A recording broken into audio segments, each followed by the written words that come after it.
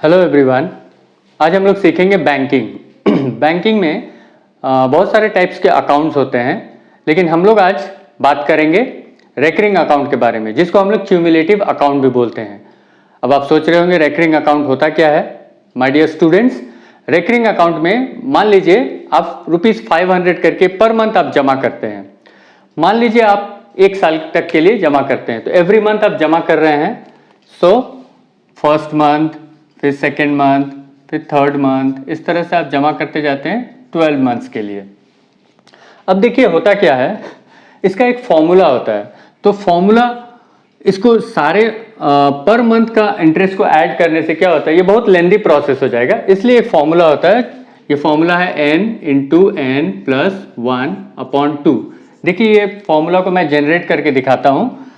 n मतलब कोई भी वैल्यू आप ले सकते हैं, number of months. n is equal to number of months. It can be 1, 2, 3, कुछ भी नंबर हो सकता है।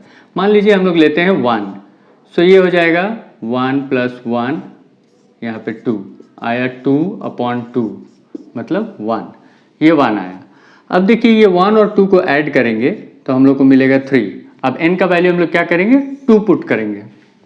अब हम लोग n का वैल्यू पुट करते हैं 2, सो 2 plus 1 is equal two upon 2, तो यहाँ हो गया 3 2 ज़ा 6/2, 2 3 ज़ा, यहाँ आया 3। तो देखिए 1 प्लस 2 को ऐड करते हैं तो क्या मिला, 3। अब 2 यह 3 है, 3 प्लस ये 3 को ऐड करेंगे तो क्या मिलना चाहिए, 6 आना चाहिए। देखिए यहाँ पे मैं वैल्यू पुट करके दिखाता हूँ।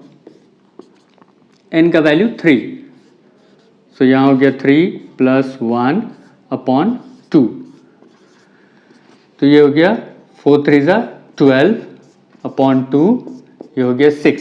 देखिए 6। सो इसलिए इस फॉर्मूला को जेनरेट किया गया है। अब हम लोग रेकरिंग अकाउंट के फॉर्मूला को देख लेंगे, उसमें क्या क्या होता है। उसमें हम लोगों को मिलता है प्रिंसिपल, जो आप पर मंथ जो आप जमा कर रहे हैं। मान लीजिए आप ₹500 करके आप पर मंथ जमा करते हैं, ठीक है। उसके बाद n नंबर ऑफ मंथ्स, अगर मान लीजिए 1 ईयर है तो यहाँ 1 लिखेंगे और उसको मल्टीप्लाई कर देंगे 12 से। एवरी टाइम जो भी नंबर ऑफ ईयर्स दिया रहेगा उसको हम लोग कन्वर्ट कर लेंगे मंथ्स में। So you get 12 months.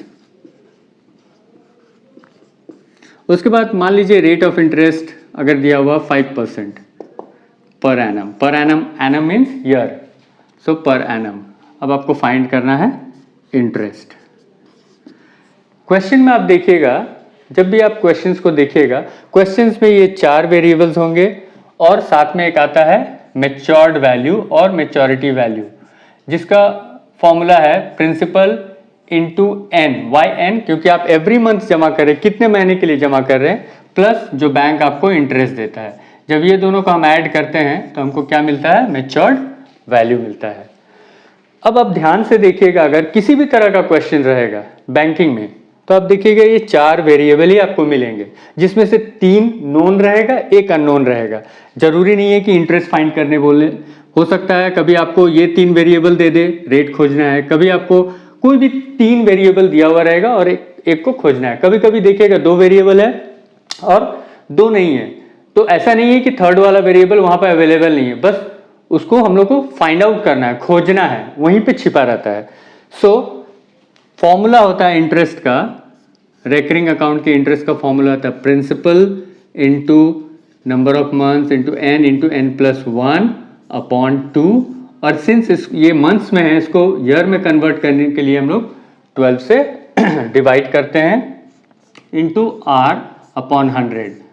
r/100 क्यों, क्योंकि रेट जो होता है परसेंट में होता है, परसेंट साइन को रिमूव करने के लिए 100 से डिवाइड करते हैं।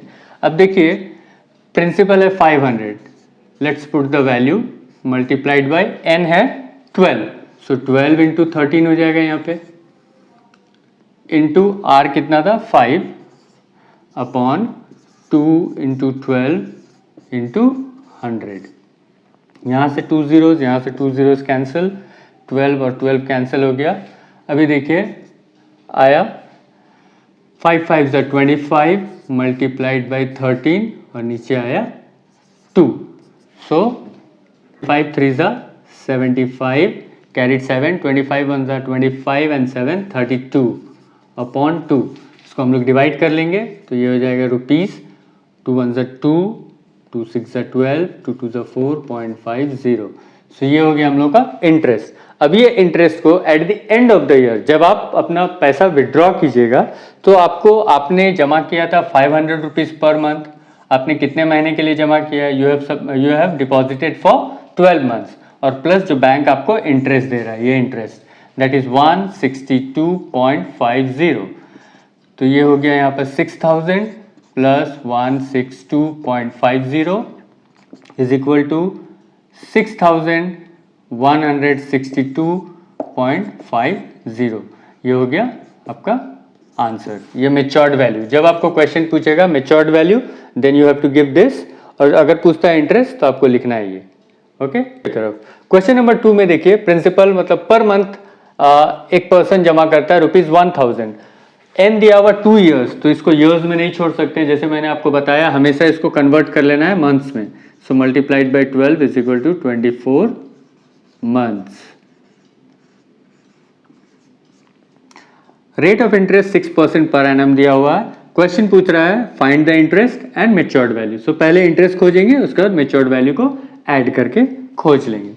सो इंटरेस्ट का फॉर्मूला हम लोग बैठाते हैं, principal into n plus 1 into r upon 2 into 12 into 100।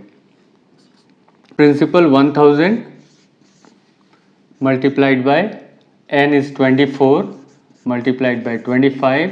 ये 25 कहाँ से आया, 24 प्लस 1 25। सो जब भी ये नंबर ऑफ मंथ्स लिखेंगे उससे प्लस 1 करके यहाँ लिख देंगे उसका सक्सेसर। मल्टीप्लाइड बाय 6, यहाँ पे 2 into 12 into 100, 2 zeros gone, 12 2s and 2 and 2 gone। सो यहाँ आता है 150, 25 6 150 और एक 0, ₹1500। ये आ गया इंटरेस्ट। अब हमको खोजना है, हम लोगों को खोजना है maturity value. So maturity value is equal to principal multiplied by number of months plus interest. Principal ₹1000 multiplied by 24 months plus 1500। So यहाँ आता है 24,000 plus 1500, 0 0 5 4 and 1 5 2 ₹25,500। So at the end of 2 years when that person will withdraw the money he will get total of ₹25,500। अब हम लोग move करेंगे question number 3 के तरफ। ये क्वेश्चन नंबर 2 में हम लोगों ने देखा इंटरेस्ट फाइंड करना और मैच्योरिटी वैल्यू फाइंड करना है। नेक्स्ट क्वेश्चन में हम लोग देखेंगे ये इंटरेस्ट दिया हुआ रहेगा, कोई दूसरा वेरिएबल को खोजना है। अब हम लोग मूव करते हैं नेक्स्ट क्वेश्चन की तरफ। यहाँ पे प्रिंसिपल दिया हुआ है, टाइम दिया हुआ है और मैच्योर्ड वैल्यू दिया हुआ है, लेकिन इंटरेस्ट और रेट ऑफ इंटरेस्ट हम लोगों को फाइंड करना है। तो जब मैच्योर्ड वैल्यू दिया हुआ है और टाइम 2 ईयर्स था, मैंने उसको कन्वर्ट कर लिया है मंथ्स में। अब हम लोग क्या करेंगे, सबसे पहला काम ये फॉर्मूला मैच्योर्ड वैल्यू का फॉर्मूला लिखेंगे। Matured value is equal to principal multiplied by number of months plus interest, यानी कि इंटरेस्ट इज इक्वल टू क्या हो गया, matured value minus principal into number of months. अब मैच्योर्ड वैल्यू है 66250 minus principal था 2500 मल्टीप्लाइड बाय 24। सो यहाँ आ गया 66,250 माइनस 60,000। सो यहाँ मिलेगा 6,250 रुपीज़। सो ये हम लोगों को मिल गया इंटरेस्ट। इंटरेस्ट मिल चुका है, सो अब हम लोग फॉर्मूला बैठा लेंगे। Interest is equal to principal into n plus 1 multiplied by r divided by 2 multiplied by 12 into 100।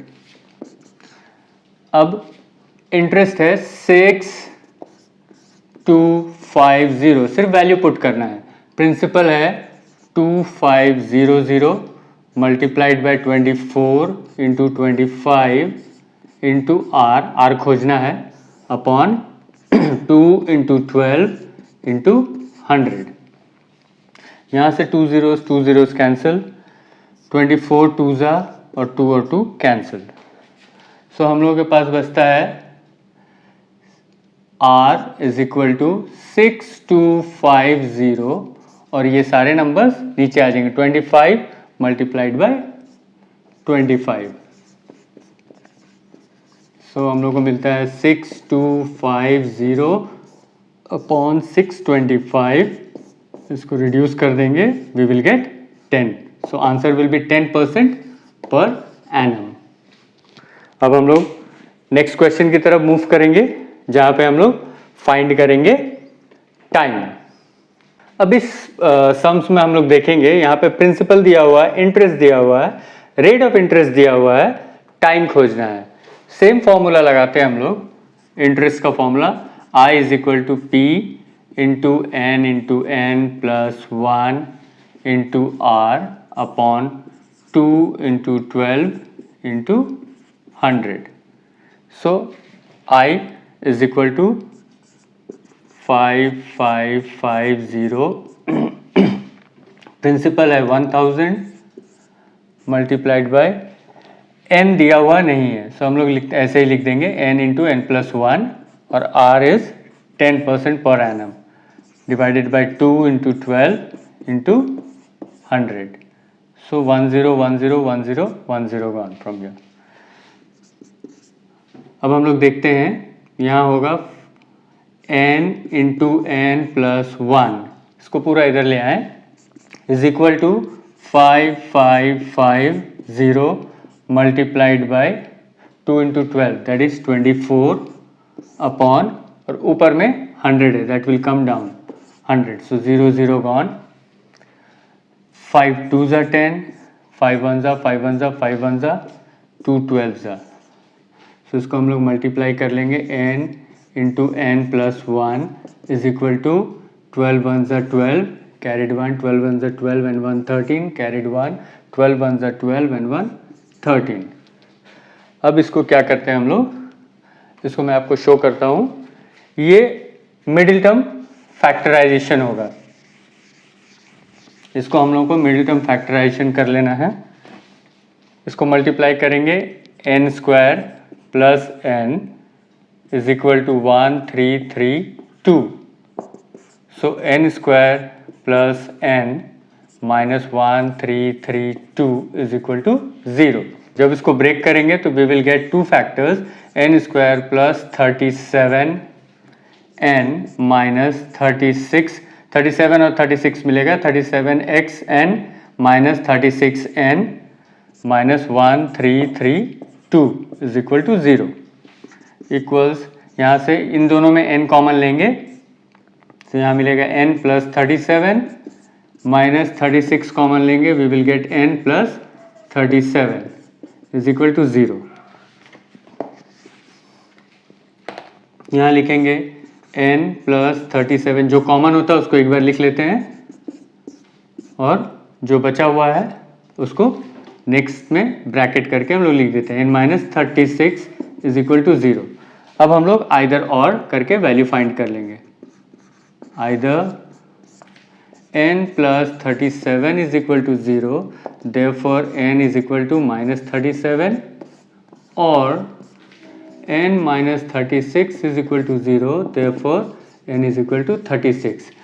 अब टाइम मिल गया है, टाइम जो है मंथ वो कभी माइनस में नहीं हो सकता है, तो इसको हम लोग ओमिट कर देंगे and we will take this, that is 36 months। 36 months means उसको हम लोग 12 से अगर डिवाइड करते हैं, so we'll get 3 years। so ये होगा हमारा आंसर। इसके बाद एक और हम लोग खोजेंगे, एक और देखेंगे जिसमें हम लोगों को फाइंड करना है प्रिंसिपल। अब हम लोग इस सम में देख रहे हैं कि टाइम दिया हुआ n 3 years, उसको मैंने कन्वर्ट कर दिया मंथ्स में, रेट ऑफ इंटरेस्ट दिया हुआ, इंटरेस्ट दिया हुआ, प्रिंसिपल खोजना है। तो फिर से हम लोग फॉर्मूला लगाते हैं, I is equal to P into n plus 1 into R upon 2 into 12 into 100। I का वैल्यू पुट कर देते हैं 8325, पी खोजना है उसको वैसे ही रख देते हैं, यहाँ है 36 इंटू 37, आर है 7.5 अपॉन 2 इंटू 12 इंटू 100। ये डेसिमल रिमूव करेंगे, एक ज़ीरो मिल जाएगा। अब इसको हम लोग रिड्यूस कर लेते हैं। 25 3 ज़ा 25 4 ज़ा 0 40, यहाँ पर 4 9 ज़ा 4 10 ज़ा, और कुछ रिड्यूस हो सकता है, यस 3 3 ज़ा 9 3 4 ज़ा 12, और बाकी जो रिड्यूस होना है वो हम लोग देख लेंगे फिर। So we will get P is equal to, इसको लिखते हैं 8325 multiplied by 2 into 4 into 10 upon, यहाँ पर आया 3 3 ज़ा 9 9 इंटू 37।